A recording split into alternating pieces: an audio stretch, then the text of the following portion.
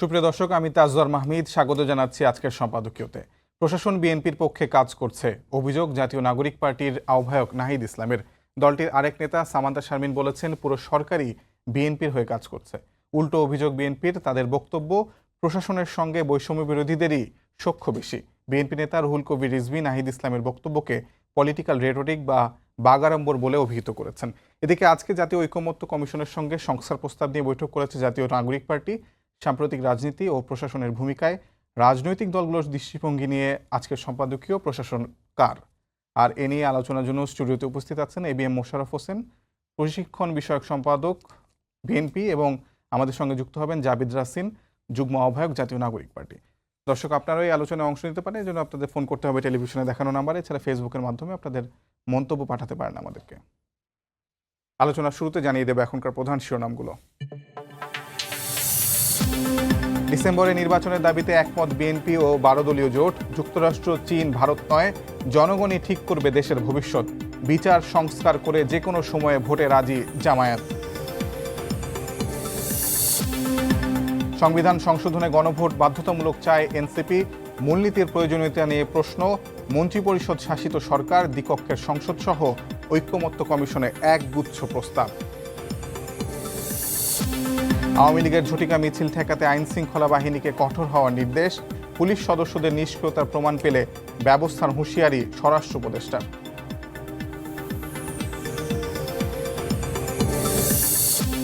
নারীর প্রতি বৈষম্য দূর করতে দ্রুত সুপারিশ বাস্তবায়নের নির্দেশ প্রধান উপদেষ্টার। স্বতন্ত্র কমিশন গঠন সহ 433টি সংস্কার প্রস্তাবনা জমা নারী কমিশনের। দাবি আদায়ে কারিগরি শিক্ষার্থীদের দিনভর বিক্ষোভ, কাল মহাসমাবেশের ডাক। মেধা ও যোগ্যতার ভিত্তিতে মূল্যায়ন চান বুয়েট ছাত্রছাত্রীরা।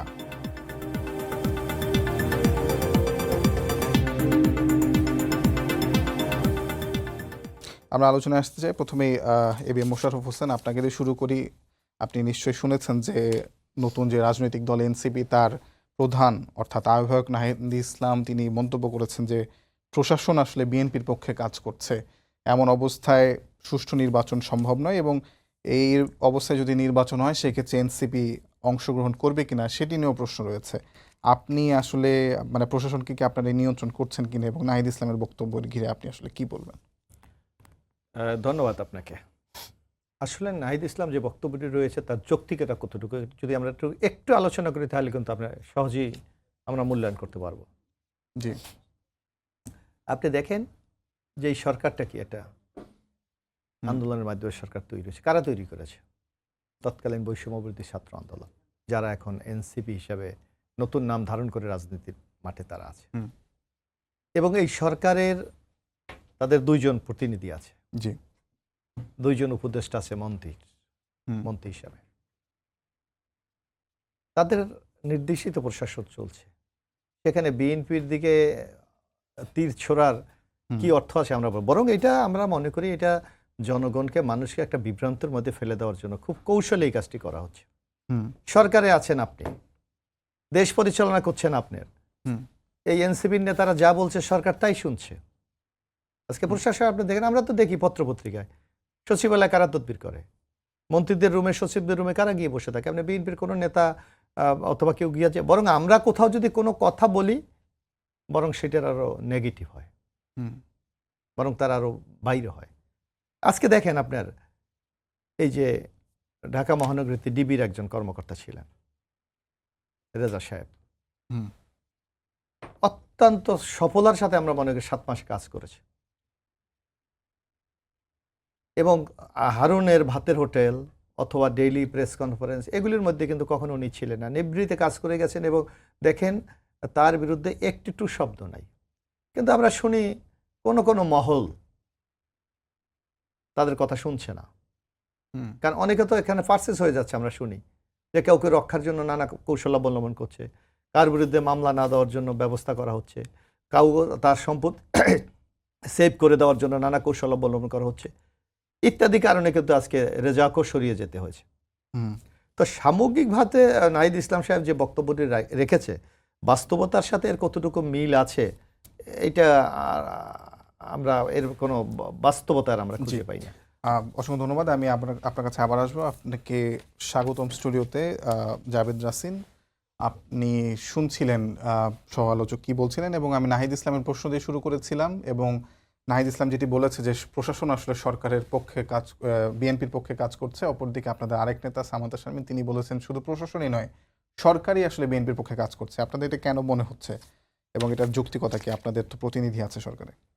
ধন্যবাদ। প্রথমে আমি সময় নিউজের যারা শুনছেন আমাদেরকে দেখছেন বিভিন্ন জায়গা থেকে তাদেরকে সবাইকে ধন্যবাদ জানাই। আমার সহ-আলোচকের কথার প্রেক্ষাপটে যদি আমি বলি, উনি বলছিলেন যে সরকার আসলে এনসিপি চালাচ্ছে। সরকার যদি এনসিপি চালাতো তাহলে রাষ্ট্রপতির ব্যাপারে কিংবা প্রক্লেমেশনের ব্যাপারে আমরা যে দলীয় স্ট্যান্ড নিয়েছিলাম সেটা আসলে আমরা দেখতাম যে সহজেই হয়তো বাস্তবায়ন হয়ে যেত। কিন্তু সেই ব্যাপারে যখন আমরা দেখলাম বিএনপির পক্ষ থেকে প্রচণ্ড আপত্তি আছে, সেই আপত্তির কারণেই কিন্তু সরকার এই রাষ্ট্রপতিকে সরাতে পারেনি, এবং সেই ক্ষেত্রে আমাদের যে প্রক্লামেশনের যে ব্যাপারটা সেটাও কিন্তু সরকার এক পর্যায়ে বলেছিল যে তারা নিজেরাই ঘোষণা করবে, কিন্তু সেটাও বিএনপির চাপের কারণে সেই প্রক্লামেশনও তারা ঘোষণা করতে পারেনি। এটা হচ্ছে একদম আমাদের চোখের সামনে বাস্তব উদাহরণ। আর যত যাই বলেন না কেন, বর্তমান যদি আপনি মাঠ প্রশাসনে যান, প্রত্যেকটা উপজেলায় যদি আপনি থানাগুলোতে যান, থানার ওসি থেকে শুরু করে পুলিশ কর্মকর্তাগুলো ইতোমধ্যেই, এটা হচ্ছে 5 আগস্টের পর নতুন সরকার গঠনের পর থেকে আমরা দেখি ঢাকা শহর থেকে শুরু করে সারা বাংলাদেশের চিত্রটা একই রকম। সেখানে বিএনপির পন্থী বা বিএনপির পক্ষে কাজ করছে এবং অনেক অভিযোগ আছে ওখানকার স্থানীয় প্রশাসনের বিরুদ্ধে। আমি যদি স্পষ্ট করে বলতে চাই, প্রত্যেকটা থানার ওসি, প্রায় প্রতিটা থানার ওসি এখন বিএনপির পক্ষে কাজ করছে। প্রতিটি জায়গায় উপজেলায় মাঠ প্রশাসন বিএনপি যে কথা বলছে বিএনপির কথা শুনছে। মাঠ পর্যায়ে ভিজিএফ কার্ড থেকে শুরু করে বাকি যে ধরনের সুযোগ সুবিধাগুলো সাধারণ মানুষের কাছে যাওয়ার কথা সেগুলো বিএনপির নেতাকর্মীদের মাধ্যমে সেগুলো সাধারণ মানুষের কাছে দেওয়া হচ্ছে। তো এতে করে তো প্রতীয়মান এটা অবশ্যই হয় যে পুরো মাঠ প্রশাসন এখন শুধুমাত্র মানে মাঠ প্রশাসন না, সরকারি এক প্রকার বিএনপির কথা শুনছে, এটা আমরা বলতেই পারি। কেন শুনছে বিএনপির কথা? ওসি ইউএনও এরা সেটা হচ্ছে ধরেন বিএনপি বিগত একটা তো অনেক বড় রাজনৈতিক দল, তাদের মতাদর্শিক, তাদের যে মাঠ পর্যায়ে বলেন কিংবা প্রশাসনে বলেন কিংবা বিভিন্ন সময়ে তাদের পক্ষাবলম্বনকারী অনেক মানুষ প্রশাসনে বলেন বা বিভিন্ন জায়গায় রয়ে গিয়েছিল। তারা কিন্তু এই 5 আগস্টের পর রদবদলের মাধ্যমে তারা এইসব জায়গাগুলোতে কিন্তু চলে আসছে। যারা এই জায়গাগুলোতে আসলে একটা সময় তারা পদবঞ্চিত ছিল, একটা সময় তারা হয়তো তাদের যে জায়গায় থাকার কথা সে জায়গায় ছিল না, কিন্তু সেই রদবদলগুলোর মাধ্যমে খুব সহজেই সেই জায়গাটাকে যদি আমরা বলি যে বিএনপি সেটাকে টেক ওভার করেছে। আর সেই প্রশ্নের ডক্টর জায়গাটাতে। ইউনূসের সরকার, যেখানে নাহিদ ইসলাম ছিলেন, আসিফ মাহমুদ ছিলেন, মাহফুজ আলম আছেন, তারা তো তাদের কাছে তো আমরা একটা নিউট্রাল প্রশাসনই চেয়েছিলাম। তারা কি আসলে সেটা দিতে ব্যর্থ হয়েছে? না, এখানে দেখেন, এখানে একটা ব্যাপার হচ্ছে প্রশাসন চালাতে গেলে সরকারের লোক লাগবেই, এটা হচ্ছে বাস্তবতা। আমরা বাংলাদেশে যেটা নিউট্রাল বুঝি অফিসারদের কি অভাব আপনি মনে করেন? নিউট্রাল অফিসারদের বর্তমানে আমি কিছুটা অভাব আমরা পরিলক্ষিত করছি, যেটা বা নিউট্রাল অফিসার যারা আছেন তাদের সংখ্যাটা এত পরিমাণ না যে আপনি পুরো বাংলাদেশের সেটা কভার করতে পারবেন। সেই কারণেই হয়তো, কিংবা আবার এটাও হতে পারে বিএনপির চাপে পড়ে আমরা অনেক সময় শুনেছি এই প্রশাসনের লোকগুলোকে বিএনপির অনেক নেতা নেতৃবৃন্দ চাপ দিয়ে ফোন দিয়ে সেটা তারা এই ব্যবস্থাটা করেছেন, এই রদবদলগুলো ঘটিয়েছেন। আচ্ছা, মোশাররফ ভাই আপনি কি বলবেন? আপনাদের ভিজিএফ কার্ড পর্যন্ত আসলে আপনাদের দিকে অভিযোগ যে ভিজিএফ কার্ড বিতরণের ক্ষেত্রে আপনাদের নেতা কর্মীরা আসলে প্রভাব খাটাচ্ছে। না, আমি একটু কথা বলি। আমি এখানে এনসিপির নেতা আছেন, আপনি কি একটা উদাহরণ দেখাতে পারবেন যে এনসিপির নেতার কাছে শুধু একজন ওসি জেলাবে খেতে চেয়েছিল যার জন্য তার উড্ড হয়ে গেছে? বিএনপির সুনির্দিষ্ট অভিযোগের ভিত্তিতে বাংলাদেশে আমরা অনেক অভিযোগ করেছি, অনেক অফিসার আওয়ামী লীগের। এই জন্য আমরা প্রায় বলি এনসিপি বা অথবা আমরা সবাই বলে যে প্রশাসন এখন আওয়ামী লীগের সাজানো প্রশাসন।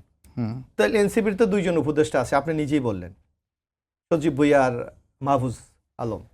তাহলে তাদেরকে সরাচ্ছে না কেন? অর্থাৎ তারা যদি প্রশাসনে থাকে আওয়ামী লীগের লোকজন, এনসিপি অথবা তাদের যে কাজগুলি করানো দরকার সেটা, কারণ তারা একটা আতঙ্কের মধ্যে আছে, কখন আমাকে সরিয়ে দেয়। বরং তাদের কাজ তো খুব বেশি হচ্ছে। আমরা দেখেছি যে তাদের একজন নেতার নাম বলে আমি ছোট করতে চাই না, তার একটি জেলায় যিনি জুডিশিয়াল ম্যাজিস্ট্রেট, তার কথা শোনে নাই, তাকে আইন মন্ত্রণালয়ে অ্যাটাচ করে দেওয়া হয়েছে। তার বাবার কথা শোনে না, তার কথাও না, তার বাবার কথা শোনে নাই। এগুলি তো আমরা পত্রপত্রিকায় দেখি। এরপরও কি বলবেন বিএনপির কথা শোনে?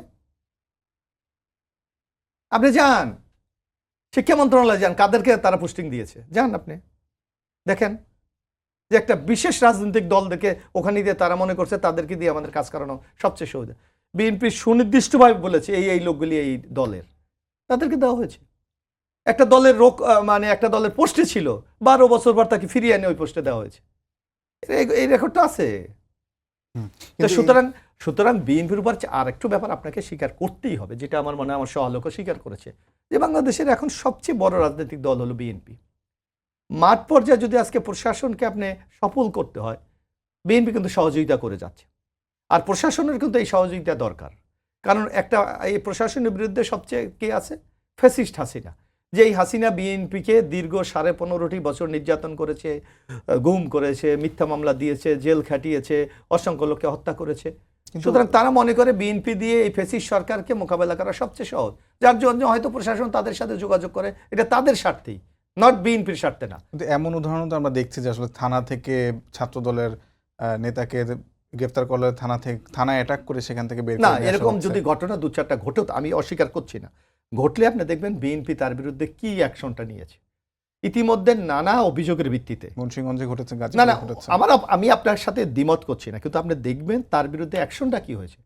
তাকে গ্রেপ্তার, অলরেডি এই ধরনের 2-1টি ঘটনা আমি জানি, সবাই এখন জেলে। আপনি দেখেন বিএনপিকে ক্ষমা করেছে, তাকে দল থেকে বহিষ্কার করা হয়েছে, তার পদ কেড়ে নেওয়া হয়েছে, তার বিরুদ্ধে সুনির্দিষ্ট মামলা দিয়ে তাকে জেলে দেওয়া হয়েছে। আপনি এই যে জিরো টলারেন্স নীতি, এটাকে আপনি কিন্তু অভিনন্দিত করবেন না, বরং আপনি কোথায় আপনি এই যে জেলাবি খেতেছে অচি উড্ড হয়ে গেছে, তার অপরাধটা কি? যে দাঁড়িয়ে বলতেই পারে যে ভাই আপনি একটু আমাকে জেলাবি, এর জন্য একটা অফিসার উড্ড হয়ে যাবে? একজন সমন্বয়কের বাবার কথা শুনবেন না, জজের জন্য জজকে আপনি আইন মন্ত্রণালয়ে অ্যাটাচ করে দেবেন? এই ঘটনা তো অসংখ্য আমরা দেখি। তো সুতরাং আপনাকে নির্মোহভাবে বিশ্লেষণ করতে হবে।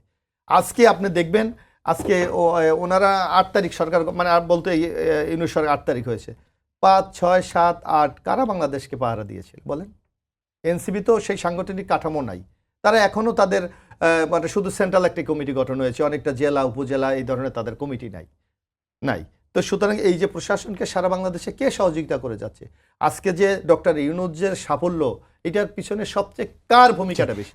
আবার এই অভিযোগটা আসলে আপনার সহ আলোচকও তুলছিলেন এবং আমরাও আসলে অনেকটা জানি যে আসলে যে জুলাই ঘোষণাপত্র, যেটি আসলে ডিসেম্বরের 31 তারিখ ঘোষণার কথা ছিল, সেটি বিএনপির কারণে হয়নি, বিএনপি ভেটো দেওয়ার কারণে হয়নি, রাষ্ট্রপতি অপসারণের যে বিষয়টি সেটি হয়নি, সংবিধান বাতিল বা ছুঁড়ে ফেলে দেওয়ার যে প্রশ্নটি এসেছিল সেটিও আসলে বিএনপির বাধা দেওয়ার কারণে হয়নি। তো আসলে মানে একভাবে তো আসলে এইভাবে বিবেচনা করা যায় না, আমাকে একটু দেন, বিএনপি যা চাচ্ছে আসলে, না ছাত্ররা যা চাচ্ছে, বিএনপি যেটাকে ভেটো দিচ্ছে, সরকার সেটাই মেনে নিচ্ছে। না আপনার এই যে সরলীকরণ, এটা কোনোভাবে আমি সমর্থন করা যায় না। আপনাকে একটা কথা বলি, আপনাকে আমি কিন্তু আমাকে একটু নির্মোহভাবে আলোচনা করতে দেবেন।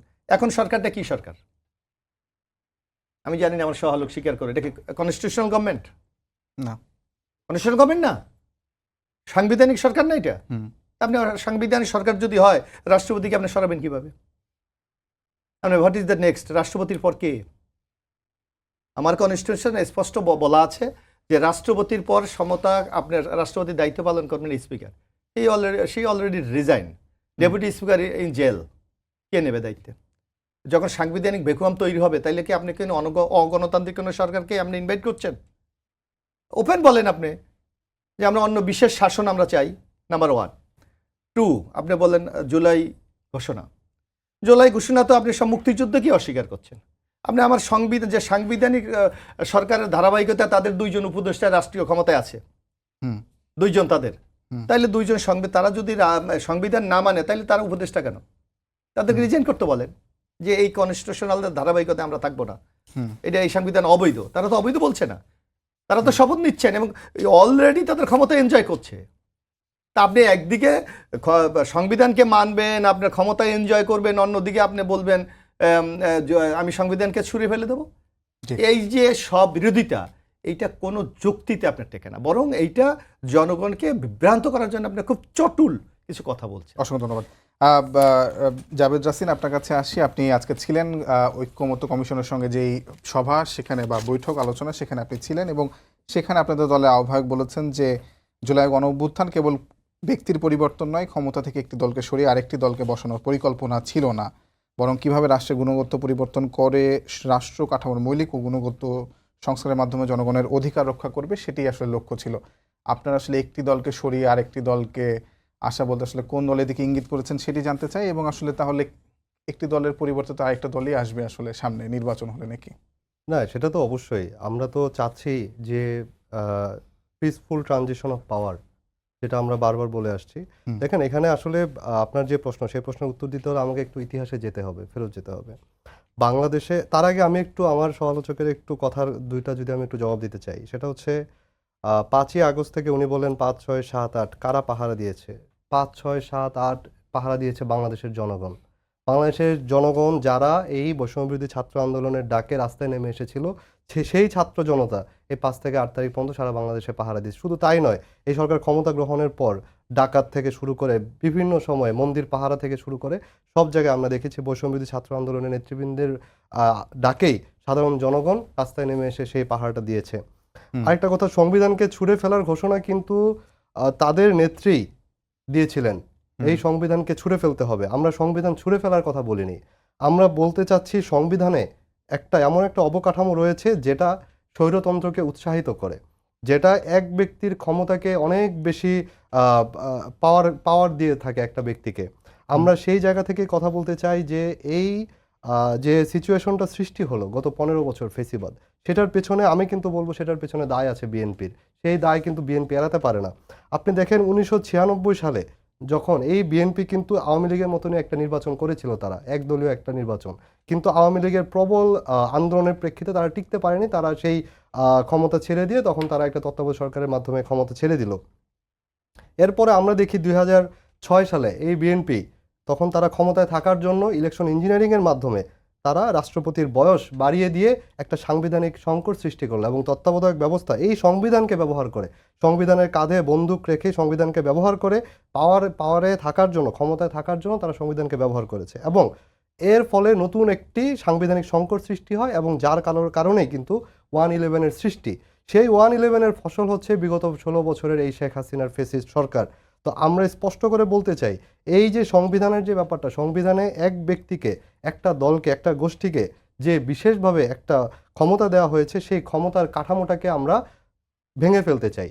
আমরা বলতে চাই এখানে অবশ্যই ট্রানজিশন অফ পাওয়ার হবে। সেই ট্রানজিশন অফ পাওয়ারকে আমি ৫ বছর পর পর একটা গৃহযুদ্ধ দেখব, আবার ৫ বছর পর আমি এখন কিন্তু সেক্ষেত্রে যদি আপনার আসলে মানে ফ্যাসিবাদের আশঙ্কা থেকে যদি আপনি সেই আশঙ্কাটা মেটাতে চান, সেক্ষেত্রে প্রধানমন্ত্রীর ক্ষমতা একটু কমিয়ে দিলেই তো হয়, কিংবা ৭০ অনুচ্ছেদ সেটিকে বাতিল করলে হয়। সংবিধানের মূলনীতি যেটি আপনাদের আজকেও আপনারা সংস্কার কমিশনে, ঐকমত্য কমিশনে বলেছেন যে সংবিধানের ৪টি মূলনীতি বাদ দিতে হবে। মূলনীতি বাদ দেওয়ার কারণ মানে সংবিধানের ৪টি মূলনীতি বাদ দেওয়ার কথা বলেন, আপনি মনে হয় একটু ভুল ব্যাখ্যা আপনাদের করেছেন। যে সেটা প্রেস হচ্ছে, বিজ্ঞপ্তি আমি হ্যাঁ, দেখলাম সেখানে এটা উল্লেখ সেখানে করা বলা হয়েছে। হয়েছে ১৯৭২ সালের যে ৪টি মূলনীতি, সেই ৪টি মূলনীতি আমরা বাদ দেওয়ার পক্ষে। কারণ সেই ৪টি মূলনীতি হচ্ছে একটি বিশেষ দলের মূলনীতি এবং পরবর্তীতেও আমরা দেখেছি, পরবর্তীতেও সংবিধান সংশোধনের মাধ্যমে অন্য আরেকটি দল তাদের দলের যে মূলনীতি, সেই মূলনীতিকে সংবিধানের মূলনীতি হিসেবে তারা ইনকর্পোরেট করেছে। তো আমাদের প্রশ্নটা হচ্ছে এখানে কোনো একটি দলের মূলনীতিকে যেন রাষ্ট্রের মূলনীতি হিসেবে সংবিধানে অন্তর্ভুক্ত করা না হয়, সেই ক্ষেত্রে আমাদের প্রস্তাবনাটা ছিল এটাই। আর প্রধানমন্ত্রীর ক্ষমতার ভারসাম্যের কথা আমরা বলেছি, শুধু তাই নয়, আপনি একটু দেখবেন যে বাংলাদেশের বিগত ১৬ বছরে যদি বলি, ১৬ বছর না, এটা আমরা ৯০-এর পরে থেকে দেখেছি ধারাবাহিকভাবে গত ১৬ বছরে বিশেষভাবে হয়েছে, ব্যাপ্তিটা অনেক বেশি ছিল। সেটা হচ্ছে প্রতিটি রাষ্ট্রীয় কাঠামোকে ধ্বংস করা হয়েছে, প্রতিটি রাষ্ট্রীয় কাঠামোতে দলীয়করণ করে সেগুলোকে নিজেদের স্বার্থে ব্যবহার করা হয়েছে। আমরা বলতে চেয়েছি এই যে দলীয়করণ করার যে প্রক্রিয়া, সেই প্রক্রিয়াটাকে বন্ধ করতে হবে।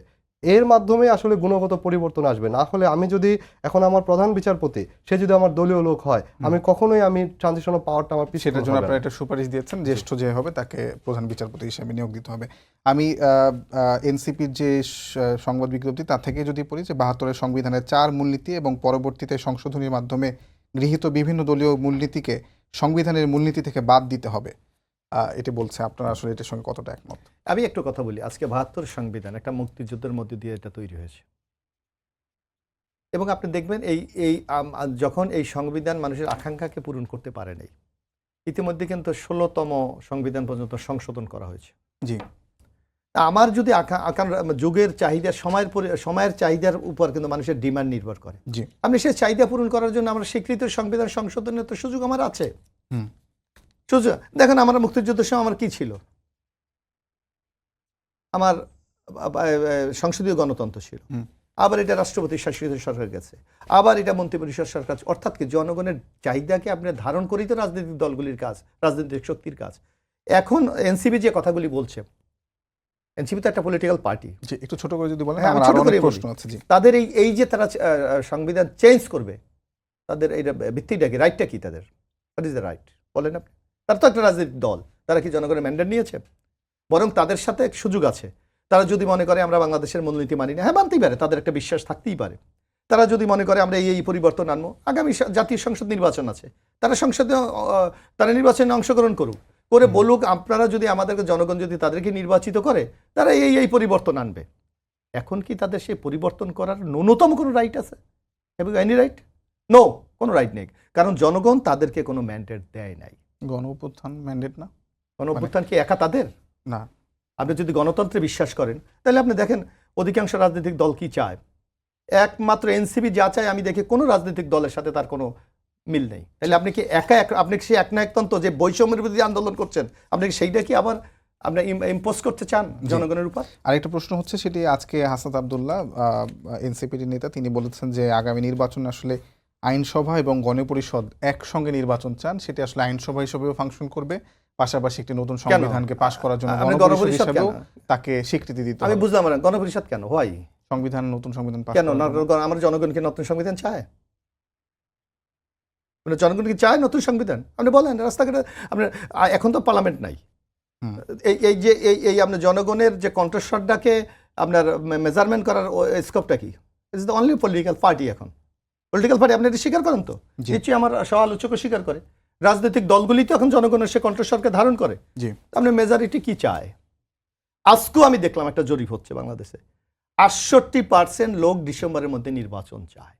আপনি গণতন্ত্রের কথা বলবেন, বৈষম্য মুক্ত বাংলাদেশ চাইবেন, আবার আপনি এককভাবে কারোর উপর কিছু চাপিয়ে দিতে চাইবেন। It is not a democracy, জি, ইট ইজ ফ্যাসিস্ট। জি। আপনি কি শেখ হাসিনা যাওয়ার পর আরেকটা ফ্যাসিস্টকে ইনভাইট করছেন? জি, আপনি আমি অনেক সময় নো, দেখছি। ইম্পসিবল।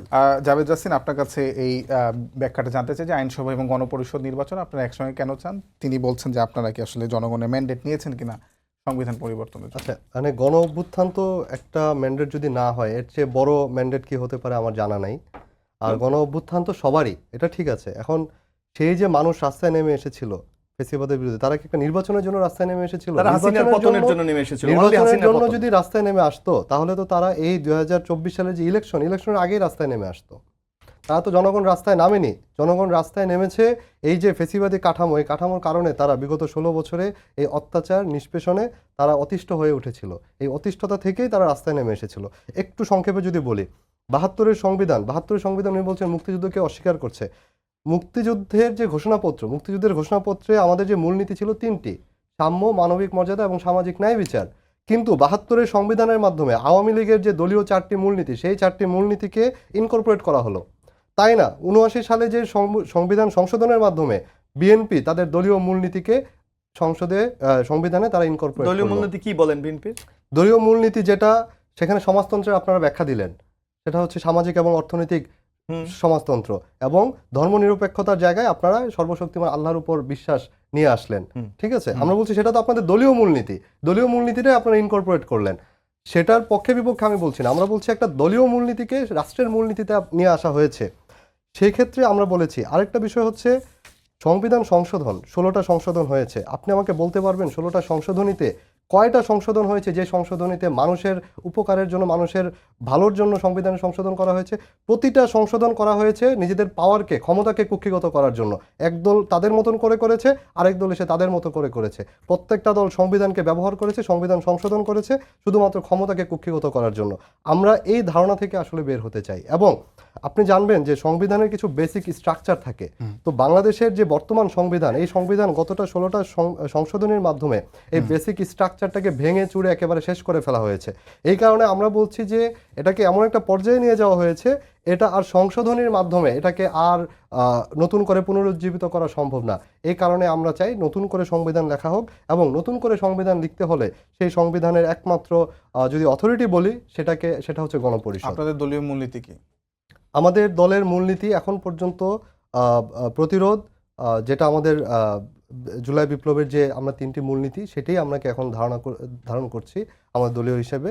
এবং সেই ক্ষেত্রে আমরা নতুন করে বলতে চাই যে ইভেন আমাদের কি বলে দলের যিনি আজকে আহ্বায়ক তিনি কিন্তু বলেছেন যে সংবিধানের মূলনীতি থাকতেই হবে, এটারই বা বাধ্যবাধকতা কোথায় আছে?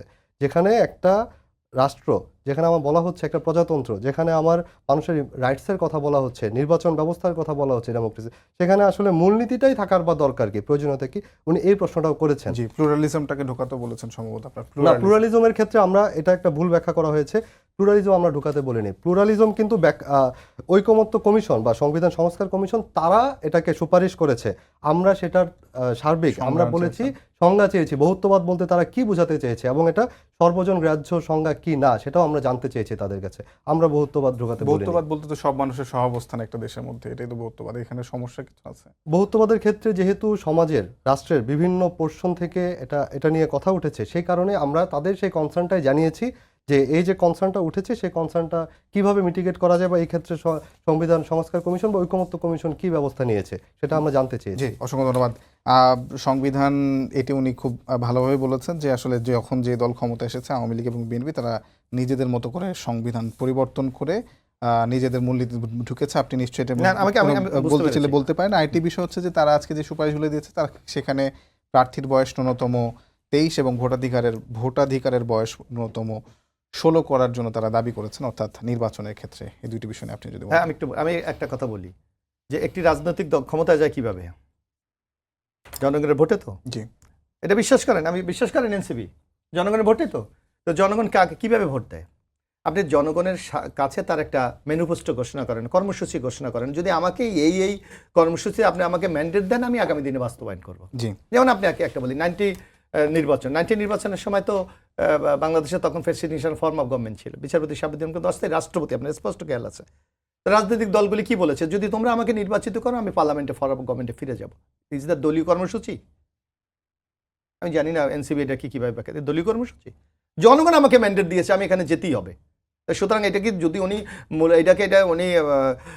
এটা মূল্যায়ন করে একটা ট্যাগ লাগিয়ে দেয় যে এটা দলীয় নো, আমার নির্বাচন জনগণ আমাকে রাখ দিয়েছে। এক নাম্বার 2 আপনি বলেছেন আর দুটো রাষ্ট্রধর্ম যখন করা হয় কিংবা তখন তো জিয়াউর রহমান আসলে নির্বাচিত কি ছিলেন নাকি?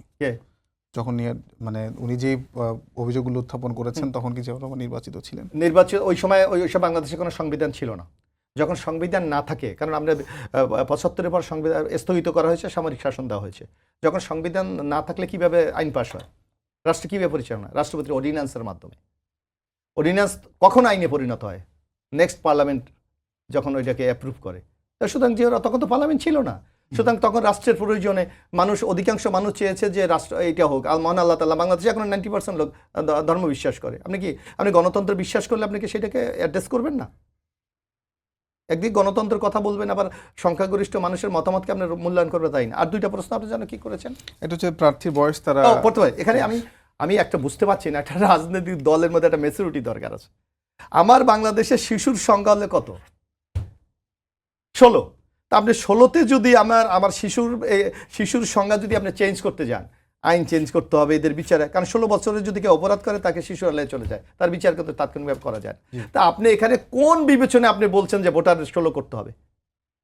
জি না, আমি এটা বলেন, এটা অ্যাবসলিউটলি এটা ইম্যাচিউর। অর্থাৎ এই যে বর্তমান এনসিপিকে একটা সহায়তা দেওয়ার জন্য মনে করছেন ইয়ং জেনারেশনদের সাপোর্ট করে, সুতরাং এই অল্প বয়সে প্রার্থী যদি দেওয়া যায় হয়ে যাবে। এগুলি তো মৌলিক বিষয়, এগুলি তো চেঞ্জ করতে আপনার রাজনৈতিক দলগুলির ঐক্যমত লাগবে। একটা দল বললে আমি এইটা, বিএনপি আপনি এখন যদি বলে আমি এটা চাই, হয়ে যাবে? যদি অন্যান্য রাজনৈতিক দলগুলি সেটা সমর্থন করে, বাংলাদেশের জনগণ যদি সমর্থন না করে, তা আপনি বলছে কোন বিবেচনা আপনি 16 বলছেন? আমাকে ব্যাখ্যা দেন। আপনি শিশুর সংখ্যা চেঞ্জ করেন, বাংলাদেশের আইন চেঞ্জ করেন, বিচারালয় চেঞ্জ করেন। আসলে আপনারা কি নিজেদের একটা আপার হ্যান্ড রাখার জন্য আমরা যদি নির্বাচন গণতন্ত্রের দিকে যদি আমরা যাই, আমি যদি ভোট দিতে পারি তাহলে মৌলিক প্রিন্সিপাল যেটা, আমরা প্রিন্সিপালে যদি ফেরত যাই গণতন্ত্রের, যে ভোট দিতে পারে সে অবশ্যই একটা প্রার্থী হতে পারবে। এটা হচ্ছে মৌলিক গণতন্ত্রের একটা প্রিন্সিপাল, যে আমি যদি ভোট দেওয়ার আমার অধিকার থাকে, আমার প্রার্থী হওয়ার অধিকার থাকতে হবে। এটা হচ্ছে কথা। কিন্তু আমাদের দেশে, এটা বিশ্বের অনেক দেশেই কিন্তু এই প্রার্থী হওয়ার বয়স 16 বছরের ইতিহাস নজির আছে। আমাদের এখানে যেটা হয়েছে 18 জায়গায় আমরা 16কে বলেছি, কারণ হচ্ছে আমাদের বর্তমান এই যে জেনারেশন বা জেনজি যারা এই অভ্যুত্থান ঘটিয়েছে তাদের ম্যাচুরিটি আমি বলবো যে 18-র তুলনায় তাদের অনেক বেশি, এবং সেই কারণে রাষ্ট্র পরিচালনার জন্য যে ভোট দেওয়ার এবং রাষ্ট্রে কারা আসবে সেই নির্ধারণ করার যথেষ্ট ম্যাচুরিটি তাদের মধ্যে রয়েছে বলে আমরা বিশ্বাস করি। এই কারণে আমরা এটাকে 16 করার পক্ষে মত দিয়েছি আমরা। আর 23 আর 23-এর ক্ষেত্রে একই ব্যাখ্যা। আর আমার খুব একটা ইন্টারেস্টিং লেগেছে যে আপনারা আমি কিন্তু আমার সওয়ালে কিন্তু জবাব দেয়নি। আপনার 16 কিন্তু আমার শিশুর সংখ্যা, তাইলে আপনার বাংলাদেশের সম্পূর্ণ আইন বিচার ব্যবস্থা সবকিছু কিন্তু পরিবর্তন করতে হবে। সেক্ষেত্রে কি হবে সেটা বলছেন, সেটা নিয়ে জবাব দিবেন। এবং আপনার কাছে আমার শেষ প্রশ্ন যে আপনাদের যে দল থেকে যে সুপারিশগুলো দিয়েছেন, যে প্রেস বিজ্ঞপ্তিটা আমাদের হাতে এসেছে, সেখানে একটি বিষয় ইন্টারেস্টিং লেগেছে যে আপনারা সম্ভবত সুপারিশ করেছেন যে সংসদ সদস্যরা স্থানীয় উন্নয়ন কর্মকাণ্ড থেকে বিরত থাকবেন। মানে এটার অর্থ কি তাহলে? এটার অর্থ হচ্ছে দেখেন, একজন এমপির মূল কাজটা কি? একজন এমপির মূল কাজ হচ্ছে আইন প্রণয়ন করা। কিন্তু আমাদের প্রেক্ষাপটে, আমাদের দেশের প্রেক্ষাপটে এবং প্র্যাকটিস হচ্ছে একটা এমপি তার ওই কনস্টিটিউয়েন্সিতে সে হচ্ছে সর্বময় ক্ষমতার অধিকারী। সে ওখানকার উন্নয়ন প্রকল্প কোথায় কি হবে সে নির্ধারণ করে দেয়, তার ওখানে কোন রাস্তাঘাট হবে সে নির্ধারণ করে দেয়। এটা তো তার কাজ না, এটা হচ্ছে আমার স্থানীয় সরকারের কাজ। তো আমরা এই কারণে বলেছি আমরা যে এই যে যদি আমরা আমাদের যে বেসিক স্ট্রাকচার যদি আমরা ঠিক করতে চাই, তাহলে একটা এমপির যে মূল কাজ তাকে সেই কাজের মধ্যে রাখতে হবে, সেটা হচ্ছে আইন প্রণয়ন করা। তার কাজ আইন প্রণয়ন করা, তিনি আইন প্রণয়ন করবেন। 5 বছর ধরে তো আইন প্রণয়ন হবে না, সেক্ষেত্রে আসলে অন্যান্য দেশের প্র্যাকটিসটা কি? সেটা সব দেশের প্র্যাকটিস এইটাই।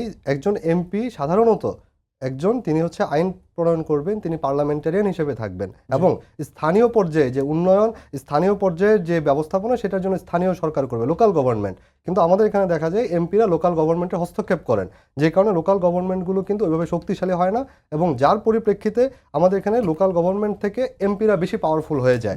আমরা সেই ক্ষমতার ভারসাম্যটা রাখার জন্য এই প্রস্তাবনা। অসংখ্য ধন্যবাদ। একই প্রশ্ন আপনার কাছে, যে স্থানীয় যারা মানে স্থানীয় সংসদ সদস্য যারা, তারা আসলে স্থানীয় উন্নয়ন কর্মকাণ্ড থেকে বিরত থাকবেন, এই সুপারিশ আসলে জাতীয় নাগরিক পার্টি দিয়েছে। আপনাদের মন্তব্য কি? না, এখানে এই বিতর্ক তো দীর্ঘদিনের। আজকে এনসিপির এটা এই দীর্ঘদিনে, কিন্তু এখানে আপনি দেখতে হবে একটি রাজনৈতিক দল যেন তখন ম্যানিফেস্টো যখন প্রকাশ করে নির্বাচনের আগে জনগণের সামনে সে কিছু কমিটমেন্ট করে, তাই সে কমিটমেন্ট যদি তাকে পূরণ করতে হলে তার এলাকার প্রতি তার তো কাজ করতেই হবে। এবং আপনি দেখবেন সে যদি কমিটমেন্টটা পূরণ না করতে পারে, পরবর্তী জনগণ কিন্তু তার মুখ ফিরিয়ে নিয়ে যায়। এই ক্ষেত্রে একটা বিরাট সংকট কিন্তু রাষ্ট্রীয়ভাবে আছে। অর্থাৎ আপনি জাপানের দিকে তাকান, যে কোনো সময় গভর্নমেন্ট ফল্ট করে। তো বাংলাদেশের মতো একটি দেশ, সেখানে কি অ্যাফোর্ড করার সেই ক্ষমতা আছে 2 বছর পর একটা নির্বাচন, 6 বছর পর একটা নির্বাচন? যার জন্য কিন্তু আমাদের এখানে দুইটা বিতর্ক আছে। স্থানীয় সরকারের যদি আপনি ন্যূনতম যদি লোকাল প্রশাসনে সম্পৃক্ত না রাখেন, তাহলে একটা অস্থিতিশীলতা দেখ।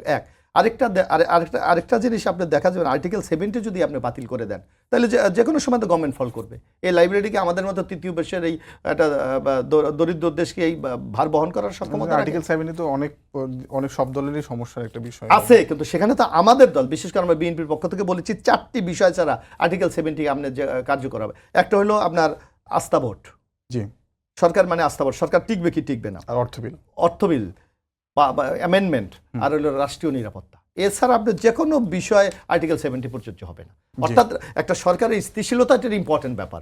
আপনি ইমোশনালি একটা কথা বলবেন, আমার বাংলাদেশকে 6 মাস পর একটা নির্বাচন করার সক্ষমতা রাখে। অসংখ্য ধন্যবাদ সবাইকে। ধন্যবাদ জানিয়ে শেষ করছি আজকের সম্পাদকীয়। আগামীকাল রাতে আবারও দেখা হবে একই সময়। শুভরাত্রি।